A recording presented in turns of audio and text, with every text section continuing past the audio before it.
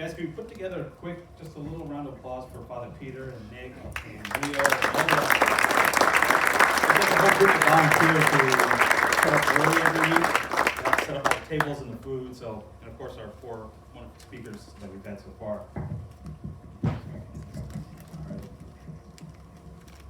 All right, well, my name is Jason Samkinu. I'm a parishioner here at St. Clement and one of the small group leaders for this series. The title for the talk tonight is Empowering Others, Bringing Out the Best in Those Around You. Our guest speaker is Mitch Krebs, President and CEO of Coeur Mining. Coeur Mining is a publicly traded company that focuses on the mining and production of precious metals. The company generated $821 million in revenue in FY23 and currently has a market capitalization of $1.24 billion. It's billion with a B. Mitch first joined Coeur Mining in 1995 as manager within the organization. He quickly moved up the ranks and was appointed president and CEO in 2011. Mitch holds a bachelor's degree in economics from the Wharton School of Business at the University of Pennsylvania and an MBA from Harvard University. Mitch and his wife Debbie have been parishioners at St. Clement since 2013, and their 3 kids all attend St. Clement School. We are truly blessed and fortunate to have Mitch and his family be a part of our community here, and to have him here speaking tonight. Before I turn it over to Mitch, I thought it'd be nice to start off with a reading from Scripture to tie in with the subject of this talk. We selected Philippians chapter 2, verses 3 through 5. I encourage you to reflect upon these words as you hear Mitch's own personal journey and his perspective on the topic this evening. Again, this is from Philippians chapter 2, verses 3 through 5. The passage reads, "Do nothing out of selfishness or out of pride. Rather, humbly regard others as more important than yourselves, each looking out not for his own interests, but everyone for those of others. Have among yourselves the same attitude that is also yours in Christ Jesus." Please join me, everyone, in giving a warm welcome to Mitch Krebs, President and CEO of Coeur Mining, for the reading of the talk.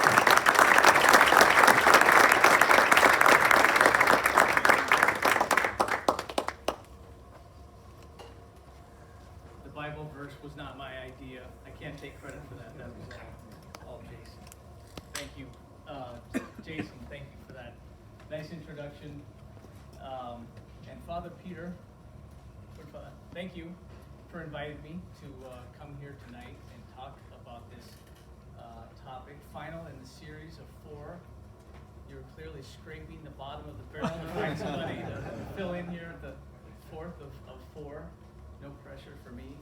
And thank you, everybody, for coming on a Wednesday night, taking the time to listen to me.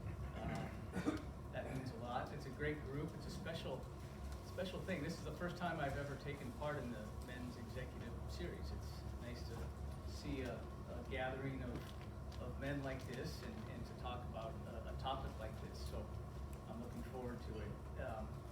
Although empowering others, bringing out the best in those around you, that's like a big topic. When Father Peter asked me about it, I said, sure, that sounds good. Of course, this was like 3 months ago, and it seemed like it was way out in the future. And then when I started thinking about it, it's a big topic. How do you don't want to boil the ocean? And it applies, you can take the family, it applies to families. It applies really to any kind of team. It applies to any organization, big or small. And then you start thinking, just look at St. Clement, right? What a great example of empowerment and bringing out the best in others. You look at a group like this. You look in the classrooms. A lot of you all are dads that I know with kids in school here. All the extracurricular activities, the alpha classes. I know that Debbie and I once did. Met some of you all in that. Lydia, of course, mass, homeless people. There's so many different examples just here at St. Clement of empowering and bringing out the best in those around us, which is always sources of inspiration and motivation. It's not really a topic, that's taught in school or in a classroom. It's one of those soft things that I think more than anything it comes with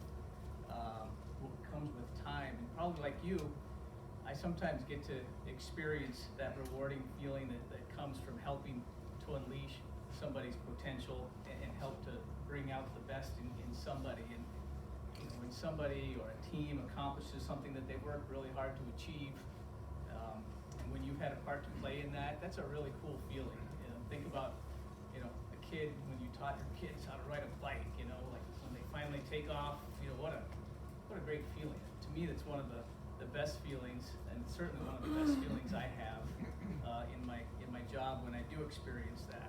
And it's not just seeing the impact on a team or an organization. To me, it's seeing the impact that empowering others has on that individual. I mean, it really has an impact. You can see it in their self-esteem, in their attitudes, in their outlook on life and on their career, the impact that it has on how they interact with their family when they have that kind of confidence from achievement and accomplishment. And not to mention, it drives a lot of great loyalty and commitment back to the team or the organization as well. So anyway, hopefully I can give you a thought or two or an idea or two that you can take back and at least try something out new at home or at work. And with this group here, I look forward to maybe I can learn something from you all. I'm guessing there's a lot of experience on this topic sitting here in this room. So on we go. I'm driving too. So here's what I'm planning to cover tonight. Just real quick, I'll give you a quick intro and background on myself, give you a sense for where I come from and maybe how my attitudes about life and things have been shaped with some of my experiences. I'll talk a little bit about what is empowerment, why it's important.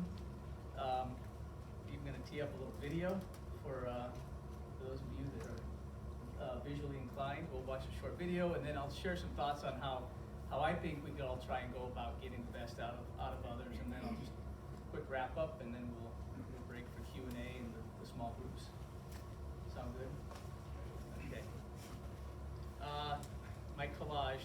I wasn't even going to have slides, and then I came last week and watched Josh Hale. He had great slides. And he had a nice collage of his upbringing in Boston. This is the best I could do. For those of you who don't know me, and Father Peter and Jason mentioned a little bit, my wife Debbie. I'll start with with my family. Don't know how I ended up with Debbie. Lucky guy. Our 3 kids. Emma's in 7th grade, Will's in 5th grade, and Charlie's in 3rd grade here. Emma loves to sing and dance and perform, so she's all excited for the musical this coming weekend. Will likes all things sports, and Charlie likes to be independent and a good time, like a good third born, I guess. So wonderful family. Where it all started and where I grew up, some of you who know me might know my background, but I grew up in a little town in northwest Iowa called Storm Lake. Some fellow Iowans here that actually know Storm Lake, but it farm, corn, soybean farm. I put this picture up here on the right because you know how you look at something for a long time and then when you close your eyes you still see it? For most of my childhood, all I saw when I closed my eyes at night were 2 rows of either corn or soybeans because I spent a lot of time out in the fields, and that taught me a lot of good life lessons. It also really planted the seed early on in life that I need to get the hell out of here. That was even magnified even more when I decided in high school the best job in town for somebody like me was $6 an hour at the time it was a Tyson pork processing plant. That's this picture of the cut line that I worked on. They process about 20,000 hogs a day through that facility. Wow. I thought that I could make a lot of money and learn a lot by working there, which I did. I learned that I should study really hard and also get the heck out of Dodge. I'm a lefty, and talk about micromanaging, the opposite of empowerment. Being a lefty on a cut floor is you don't make any friends because you're always elbowing the guy next to you, and it will often aggravate that guy to a point where he doesn't want to work next to you anymore. So the pork processing. One other story, really quick. The first day of working there when I was making $6 an hour was orientation, and we took a tour of the facility from where the hogs were unloaded to when the hogs came out the other end. And one of the first stops then was where the hogs get down to a single file line. They end up hanging them so they're nose down. They stun them with an electric wand. And then there's a guy literally who's standing in chest waders, and his job is to slit their necks and bleed them out before the hogs go on to the next step in the process. And I'm this kid walking on this tour with about 20 people who I didn't know, and I don't know where they came from, but I never saw them in my town before the tour. And my eyes were wide. I was looking at this guy in his chest waders, and he looked up at me and he started flicking the blood. And so another experience that helped shape my life. The Double Circle Co-op in the middle. My dad worked. He sold fertilizer to farmers, and the reason I put that up is he put off everything in life in terms of traveling, saving, and everything else because he was going to retire. And then he was going to do all those things that were on his list. Well, 2 years before his retirement age, the company went bankrupt. A lot of irresponsible decisions that were made by the management down in Kansas City, and he was out of a job. And then 2 years later, he came down with cancer and he died. And so, in his life, I guess I learned the lessons of don't put things off and always expect that you can do those things later on, because later on isn't guaranteed. I can guarantee you that none of those people in that track picture is me, but I did really get into running. I ran 400-meter hurls. I ended up running for a short time in college, and then I quit because I knew I was never going to pay the bills by jumping over hurdles. I went out to West Philly, which for me was an education in and of itself. Coming from that to West Philly, I don't know if any of you spent time in West Philly. It was an eye opener. I showed up to get my packet from the housing office for my dorm, and my bike was on the back of my car that I had driven out there. I came out with my packet, and my bike was gone. So I was like, I'm not in Iowa anymore. And then I moved to New York City, and that was a great experience. Worked in investment banking. I got staffed on a few deals and projects for this mining company with this weird French-sounding name out in Idaho. They ended up asking me if I wanted to come out and work for them, and I thought, why not? I'm sick of working around the clock in New York City, so I moved out to beautiful Coeur Mining, Idaho in 1995, and other than business school and a short stint somewhere else, I've been with this same company for like way longer than I ever thought I would. So that's my background. That's where I come from. And like Jason said in his intro, I've been with Coeur Mining now for forever, it seems like. We're a mining company that produces mostly silver and gold. We're one of the world's largest silver mining companies. We have 4 operations. 3 of them are in the U.S., a big project up in northern British Columbia. We have about 2,500 employees in total. About 100 of them are here in Chicago in an office down in the Loop for the most part, although since COVID, I don't know where half of them are, it seems like, anymore. But those 2,500 people that work for us, they have about 7,000 people that are family members, right? So I feel like it's not just the employees, it's the families that we employ and that we help provide a career and a lifestyle for them in what is often a very rural and remote part of the country or the world. We're, like Jason said, we're a publicly traded company. We have something like 40,000 shareholders around the world, which I have the pleasure of talking to far more frequently sometimes than I'd like. And mining is sort of like, those of you who have a business background, it's like everything that you shouldn't look for in an investment or in a company. It's cyclical, it's capital intensive, it's highly regulated. You have no control over the price of the product that you're manufacturing.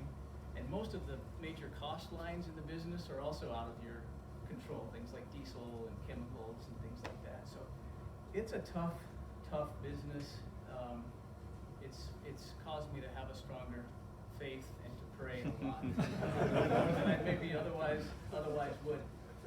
We invest a lot into exploration. You know, it's an extractive business like oil and gas or anything else. So we're exploring, we're discovering, and trying to replace what we mine every day, every year. And the company's growing by quite a bit. And one of the biggest things that we have had going on is a big expansion out in Nevada, which is a great place to have mining operations. And it's going to end up being the country's largest source of silver. So this is my collage of what's cool about mining. You know, I often wake up in the morning, well, during the middle of the night, I'm often looking at prices and worried about what's coming next, and then a talk like this comes along, and it makes me stop and think a little bit about what I do, and you know, it is actually pretty cool. The scale of the equipment that we operate is huge. I mean, you can see like the haul trucks and things like that. This expansion down here in the bottom right is the thing I talked about out in northern Nevada. That is a crushing facility that crushes rock from, you know, boulders down to about less than a half an inch. It's 10 stories high, and it reaches from here to the Diversey driving range in terms of size. This stuff is massive. It's like $1 billion to do that over the last 3 or 4 years. So it's massive scale. It's rural and remote places, beautiful places I get to go. That's up in Alaska, where we have an underground mine. Down in the bottom left is me landing on in a little plane. That's a landing strip that you can kind of see there to get to the operation. That's mostly because of security.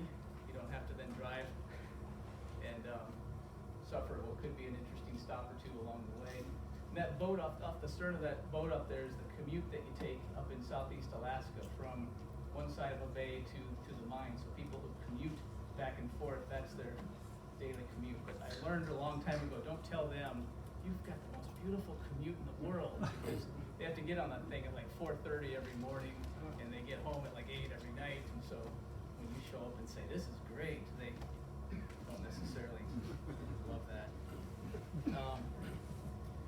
Mining is also awesome because it makes so many great contributions on people, on communities. Like I said, it's a very rural and remote business.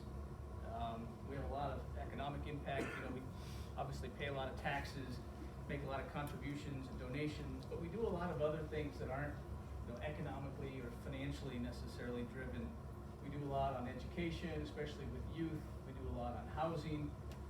We employ something like 150 veterans. Veterans are great employees. You know, they come out of the military with great, you know, whether it's engineering, mechanics, great leadership, great discipline. We love veterans. We, like in Mexico, we have a clinic on site that provides free health care for the local community. I think over 1,100 times last year, people from the local community came and used our resources there at the medical clinic. So we employ doctors, we employ avalanche blast technicians up in Alaska. You start thinking about all the different people that work for a company like this, and it's kind of bizarre. Great wildlife. You can see the sea lion up there that you get to see up in Alaska.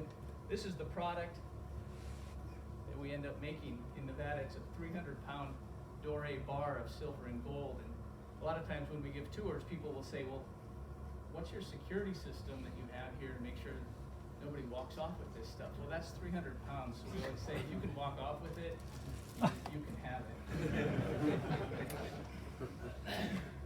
Let's see here. I also love the role that we play in society and in the economy and just the way we live. When you think of silver, a lot of people, I think, probably think of silverware and jewelry, and those are pretty big pockets of demand for silver, but silver is actually the best conductor of electricity. So when you think about the electrification of everything that's going on now these days, silver's demand is really increasing. Things like solar panels, anything in a vehicle that has, you know, you've got a power switch and security cameras and all this, you know, proximity stuff. all that requires silver charging stations for EVs. It's actually a pretty interesting and relevant time to be mining this stuff. Remember how the saying, like, if you're born with a silver spoon in your mouth, silver actually kills bacteria. So it's got some unique properties. So things like medical appliances, even water filtration. So silver's an amazing metal. On the gold side, you think of that as kind of a hedge, inflation, store of value. Central banks have been loading up on gold because I think a lot of other countries are trying to de-dollarize themselves, which is great for us. But 40% of the gold used in this country is for electronics. So it's also got of course, the price point there is a lot higher. So it's usually more fail-safe operations that gold goes into in terms of electronics. But I just like being a part of something that is driving some of these big themes, and we do it in a really responsible way. We're recognized as one of the more responsible companies actually in the country of any industry. Our safety stats rank tops in the U.S. for any kind of mining. So we're the safest mining company in the country. Our ESG scores and ratings are at the top in the industry. So those are things that not only am I proud of because we do things the right way, but nowadays those are big recruiting hooks too for people. They really care about those types of things when they're making a decision about where they're going to work. So, okay, enough commercial about myself and mining. CDE, NYSE, in case you're looking for some silver and gold exposure. I thought I'd start with a short video just to get everybody thinking a little bit. It's about 7 minutes long, so stick with me. We show this every year at the beginning of the year to employees as a reminder of what we should be thinking about in terms of alignment and setting expectations for the year. So hopefully you'll find it maybe a little funny, and for those of you who are coaches of kids, it may resonate with you as well. So we'll start this and then we'll pick it up after this.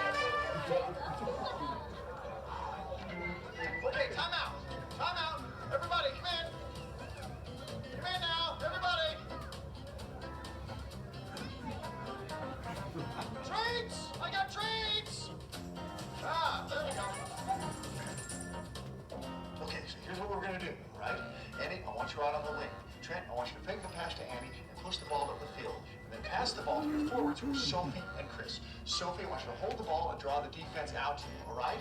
Then I want you to float a long pass all the way over the defense to Chris. Chris, you take it in for the score, just like we did in practice. Everybody got it? Let's go get him!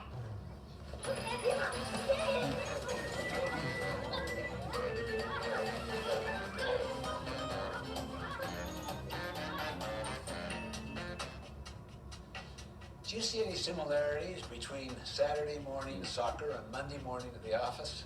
I mean, think about it. Too often, teams and organizations are unclear about the goals their top priorities really are. Coaches and players are simply not on the same page. What you get is everyone just kind of running around in all directions instead of working together toward the same goal. The inability to take high-level goals and strategies of an organization and then to translate those into action is a major problem in most organizations. It's one thing to come up with great strategies and goals, but it's quite another to actually get them done. This is what we can call the execution gap. In a landmark study done by the Harris Polling Group, we discovered some revealing statistics as to why execution breaks down and why goals aren't translated into action on the front line. First finding, only 15% of those surveyed can actually identify their organization's most important goals or top priorities. Either there are too many goals, or they change too often, or they simply don't have any. And in most cases, they are vastly undercommunicated. Just because the leaders are clear on what they want to achieve, it doesn't necessarily mean that the front line where the action really happens knows what the goals are. After all, in a very real sense, the front line produces the bottom line. Second, people may know what the goals are, but too often they haven't bought into them. Only 19% surveyed say that they feel passionate about the top goals of their organizations. That's only 1 in 5. There are a number of reasons for this, but the primary one is that they feel no ownership. They don't feel that they have input into what it's going to take to achieve the goal. They simply aren't emotionally connected to the goal. No involvement, no commitment. Third, those surveyed reported that they spend only 49% of their available work hours on their most important goals. The rest of the time is spent on urgent, but far less important activities. They get so distracted by urgent things that they neglect the most important things. Finally, people might know what the goals and top priorities are. They might even buy into them, but they don't know what they are supposed to do about them. In fact, 51% state that they personally do not understand what they are supposed to do to help the organization achieve its goals.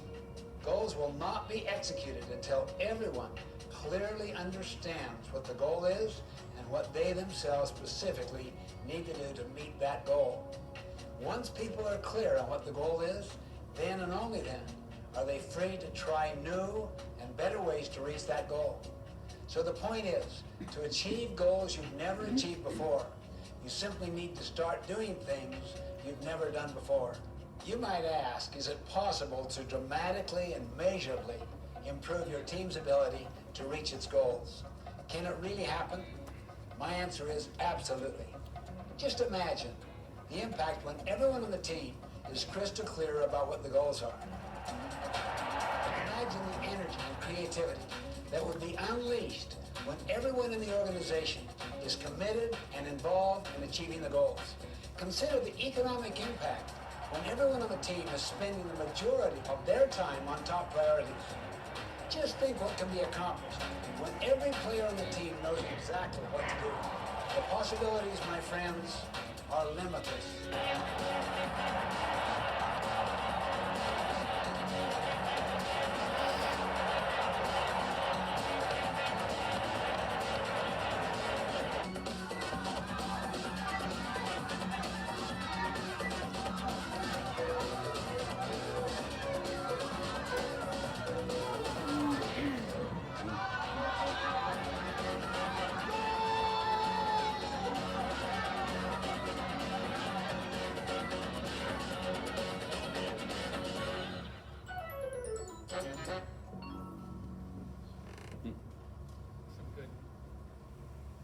Some good takeaways. Like, I'm going to skip over, in the interest of time, some of the, I think we all know why empowerment is important and what it is. Like a lot of things in life, it's easy to talk about empowerment and why it's so great to get the best out of people and those around us. It's another thing to actually try and do it. So how can we go about trying to empower people around us and get the best out of those around us? In my view, I think we need four things. Number one, you've got to agree on on a clear direction, a common shared direction. You know, what's the North Star? You've got to get on the same page, and that's going to give people the confidence to know where you want them to go. And it doesn't have to be set in stone. It doesn't have to be, you know, something fancy and complicated, or, you know, world peace or anything like that. It's got to be simple. It's got to be memorable, and it has to be developed together. Because if you don't have the buy-in and the connection with everybody that you're trying to lead and empower, it's a waste of time. I made that mistake when we moved the headquarters from Coeur Mining to Chicago. Well, one of the reasons we did that is because the organization I inherited was literally frozen and paralyzed with PTSD from a command and control, fear-based, the opposite of empowerment kind of guy. And so I used the relocation to Chicago as a way to kind of start fresh organizationally. Like 6 people came with me, Coeur Mining out of 100 or so. So it was really kind of a big purge. But I had this long list of things that I wanted to do when we moved here, right? We changed the company name, a new website, a new logo, you know, we need a mission, we need values, you know, and so on my list of to-dos, I churned those things out. Here you go, guys, here they are, and, you know, signage and everything went up, and it never went anywhere, it never took, because it was mine, it wasn't ours, it wasn't theirs. Only after a few years and a lot of interaction and a lot of development, and me shutting up and listening and gaining that buy-in and input and ownership, did something finally take hold. We pursue a higher standard is something that we use as kind of a company motto, and now it's almost gotten to the point where it's annoying. Like if I say to somebody in the office, oh, why don't you just do this? We pursue a higher standard, Mitch. I forgot about that. So you need that common direction, and it can be different for everybody. You know, it does. Some people love working for our company because they love being a part of the electrification, renewable energy, and some people like working for our company because of the ESG values. Some people like working at our company for, you know, a variety of different reasons.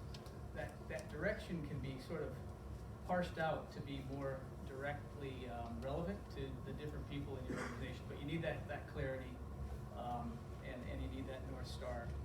Then you need to establish some clear expectations, right? What exactly do you need out of that person to get to where you're trying to go, to get to that North Star? What's the roadmap? And you need to be really explicit about that, and you also have to be pretty selective. Like 4 or 5, 6 goals are plenty, because if you get more than that, you can't remember them all. I mean, I've done that mistake as well. Have people with 20 different goals, and then you ask them, so what are your goals? I don't know, I can't remember. The key to me is you got to get the buy-in and the clarity around those goals, but you've got to leave the how you accomplish those goals to that person. Those people need that autonomy. In my experience, they need that autonomy to come up with their own way to accomplish that goal. There are so many different and usually better ways to get to that same destination than what you're thinking. People need that autonomy and that space to come up with their own approach, and they have to be a part of the process so that you've got that ownership and input. But once you have those 4 or 5 or 6 goals, the kind of high visibility plan that I build out with my people are, what's the goal? How does it tie back to that North Star, that direction? Who's accountable for it, and when's it going to be completed? And then that's the framework I use when I'm talking to my folks all the time, those 4 things. And the more frequently I'm talking to people about those, the better. I'm a big fan of frequent feedback versus infrequent. It's much easier to give people nudges frequently than big shoves infrequently. And so it's easier to do that when you've got that kind of high visibility plan in place.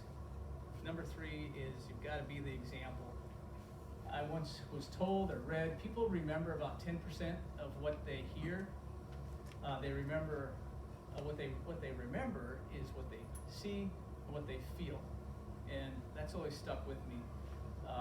My predecessor was the kind of guy that he would tell you fly coach and stay at a cheap hotel, and then he'd fly first class and stay at the St. Regis in Manhattan. You've got to be that consistent example, because once people see that enough, they'll start to have the confidence and the comfort to move ahead on their own. Here's some examples that I try to set. Like, I'm always flying coach. I don't accept big gifts, maybe unless it's wine at Christmas. Work-life balance, boundaries, self-care, positivity. People are always watching. You know, when I go to the bathroom down the hallway in the office, I remember people are watching my non-verbal cues, right, to see how's he doing. And I'm always trying to project positivity. Whenever there's a problem, I'm always trying to present 3 or 4 potential solutions at the same time, and then that starts to get modeled back to me, which is great. Growth and development, following through, doing what you say you're going to do, and then resilience and determination. You know, people watch when you fail, and when you are visible about failing, showing how you react and respond is something that they're going to probably replicate if they see you getting back up when you get knocked down, because as we all know in life, you will get knocked down. And then the 4th thing is really just developing two-way trust. And that's really the foundation to empowering other people, I think. And it goes both ways. You know, you just can't have trust in your people have to have trust in you. You each have to know that you have each other's backs. And it takes a long time. It's a never-ending pursuit. But in my mind, if you stay consistent on these 4 things, people will start to respond and act in ways that will be different than maybe they have in the past. You've got to be patient about building the trust, and until people trust you, they're going to wait and watch and see what you're doing. And so the sooner you can build that trust and be that example, I think the more empowered people will be in your teams and in your organization. So if you stick with these 4 things, I think people will eventually respond. You'll have them you'll have helped them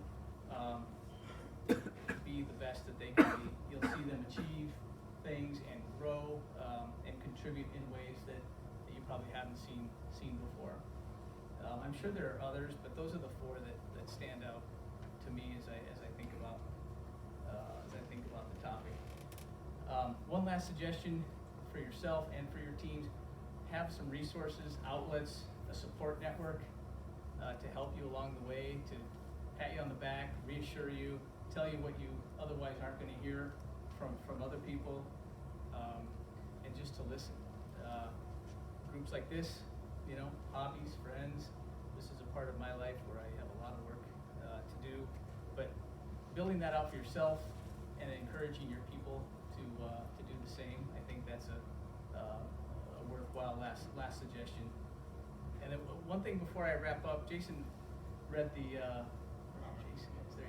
read that Bible verse, and I'm not about to try and channel my best Father Peter here, but you know, as I was thinking about this topic and this subject, and I was sitting in Mass on Sunday, and I kept thinking back to the idea that when we think about a role model for empowerment, I mean, Jesus was it, man. I mean, you think about the framework that I just talked about, and he was like the perfect example of empowerment, setting a clear purpose and direction, leading by example, setting clear expectations, showing patience and grace along the way, building trust, really getting the most out of others. And maybe that was all self-evident to you all coming into this tonight. Maybe that's why this topic was picked in the first place, and I'm just the last one to figure this out. But I thought that was just maybe a good message to close on here as we go into Palm Sunday weekend and start to come into the last couple weeks here of Lent. So I'll put that Bible verse back up again that you read, Jason, at the beginning. And with that, I've probably gone over a little bit here, and I apologize, but I just want to say thanks again for the opportunity and the time, and appreciate you allowing me to share some thoughts on the topics.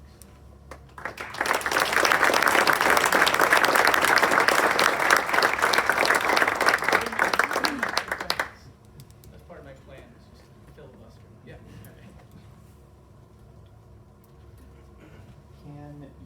little bit about how you lead a team that's so different than where you're at? So like the workforce that you manage is largely blue collar, geographically dispersed, rural, international. Can you talk a little bit about that? Yeah, I have changed my approach over the years to one that's much more questions based, and letting them fill in the blanks and letting them answer the questions about whatever it is. You know, how do you plan on addressing this challenge, rather than saying, here's what I think you should do. And I have become much more of a broken record of just, I connect dots, I keep talking about the North Star, and then I let people sort of figure out the how and how to get from point A to point B. I've become much more of a cheerleader. I'm much more sort of on the sidelines cheering and letting them take the credit and getting all the attention, that's a hard, I was always a doer. And transitioning from being a doer to a cheerleader, and being on the sidelines and letting other people get the spotlight, that's been hard. But you got to keep it general, because it is such a diverse group, and then you've got to let people, you've got to take that general message and let it sort of filter down, and people run with it in whatever way they sort of are responsible for. Yeah. Well, thank you for the talk. If you could, just a preliminary comment, and that is that the video by Covey I thought was awesome, and somehow I could hear Father Peter in his own mind saying, Covey does surveys to tell him about who gets the program, how many people understand the goal, and who knows how to get there. He could have just called me. I could have, from direct experience with the church, I could fill out all his questionnaires. I got the same problem, so I'm an expert in this. My question is, how do you think the sensibilities of people have changed over the years? For example, if you were giving a talk like this 20 years ago, what do you think would be in it? As I was thinking about the question, I thought of Jack Welch or GE. Somehow I don't think we'd ever hear a talk like this from Jack Welch or GE. And then going forward, in the next 10 years from hence, do you think the tone, the things you emphasize in a talk like this would change or pretty much be the same? Wow, great question. Jack Welch with that. Anybody, feel free to chime in. 20 years ago, it was more about, I think, stay in your lane, become a subject matter expert, do your job, be dependable, be a company person, and don't necessarily think, and don't, it's almost like I'm thinking about like the military, there was this shift. I can't remember what the general was, and a book about it too, but the change, and a lot of this came out of, I don't know if it was Afghanistan or Iraq, much more of a decentralized, pushing the decision making down. Yeah, that's it. Mad Dog. That's right, yeah. Where they're better informed, they can make better decisions, they can make quicker decisions, and I think 20 years ago it was going to be much more of the World War II march forward and don't question the order. Now, 10 years from now, I don't know what you guys think. In some ways, I feel like, not to get political, but I feel like the pendulum is starting to swing maybe back a little bit. A little bit back in the other direction, to where even like board of directors, there was this mad search for diversity, females at all costs. I need a woman, I need an African American. And now I feel like, and I'm seeing that's now starting to swing back more toward, I want somebody who can fill this skill set, and it's a little bit more agnostic about what that person might look like.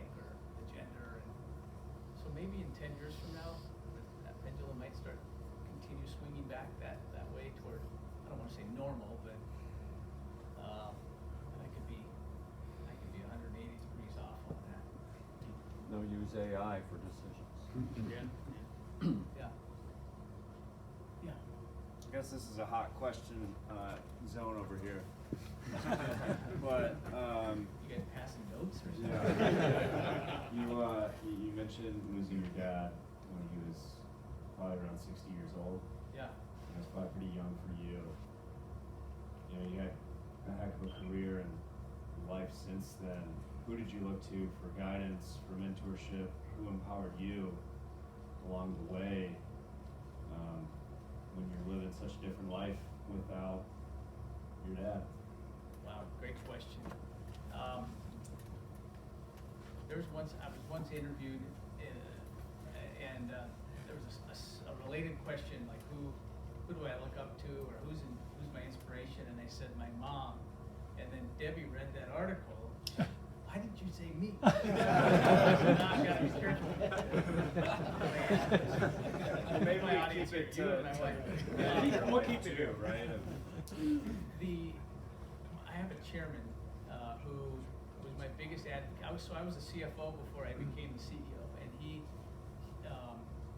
sort of was my big advocate for making the change from the CFO to the CEO. He continues to be my chairman to this day, and he's become like a second father to me. He's 80-some years old. He's actually going to be stepping down from the board in another year, which somewhat terrifies me. That's probably the first person that comes to my mind. But yeah, it was a hole. At the time, I was still single and losing, losing a parent when you're still single. It's interesting. My mom just died 2 or 3 years ago, and when I lost her, and you've got your whole family and everything else, and it's the second parent. It's a different dynamic with that first one. But I had just become the CFO when he died, and he was so proud of me. I'll never forget that. And so I think about him still probably every day. We'll call it there. On that. For